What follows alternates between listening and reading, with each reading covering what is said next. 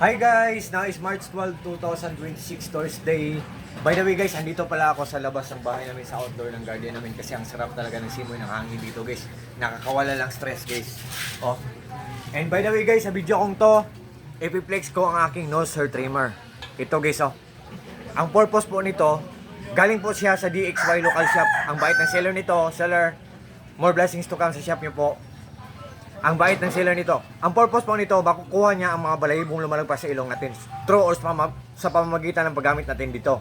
Meron siyang ka pero very smooth lang tanggalin. 1, 2, 3. At kung gusto natin i-on, just press this button guys oh. Oh, di ba? Oh. Digital siya oh. For now, ang battery niya is 41%. Matagal siyang malubat. Isaksak natin sa butas ng ilong natin. Yung mga balayibong lumalagpas sa ilong natin, hindi yun magandang tingnan para siyang paa ng ipis or paa ng cockroach, pero makukuha siya dito. Masasabi to siya na painless, tinatawag to siya na painless nose hair trimmer kasi kahit sa kunting sakit wala tayong mararamdaman kung ganito, kung ito ang gagamitin natin.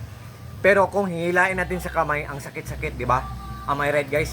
Pag gunting ang gagamitin natin para makuha yung lumalagpas na balahibo sa ilong natin, baka masugatan pa tayo, baka matitanos pa tayo, pero ito guys, so very less hassle talaga.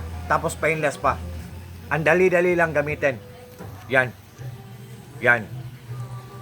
Guys, tapos maganda to.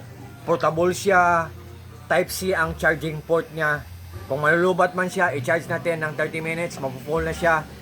Pero kung full na siya, sa isang week, isang beses natin gamitin or dalawang beses natin gamitin, I think sa isang buwan pa siya malubat or 2 buwan pa siya malubat. Yan.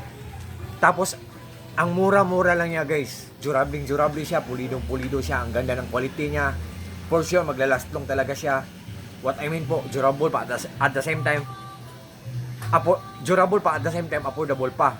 Galing po to siya sa DXY local shop. Ang bait ng seller nito, seller, DXY local shop, sa may-ari ng shop niyo po, DXY local shop, sa may-ari. Thank you so much po. More clients to come, more orders to come, more sales to come, more blessings to come po. Ang bait ng seller nito. Thank you so much po. Ang ganda pa ng product nila, ang ganda ng item nila. Oh. Sa lahat po ng mga friends ko dyan, kung interesado kayo, kahit mura na, nagdadalawang isip pa rin kayo, tingnan nyo ang mga reviews, mga comments, or mga reactions. Kung maganda tapos mura, mag-order kayo guys para sa sarili nyo or mag-order kayo para i-give nyo sa mga mahal nyo sa buhay. So, to all my friends po, especially na po palagi nag-order sa mga products ko, sa links ko, thank you so much po sa kunting tulong po, sa trust at sa suporta. God bless po sa ating lahat guys, or God bless us all and that's all. Peace.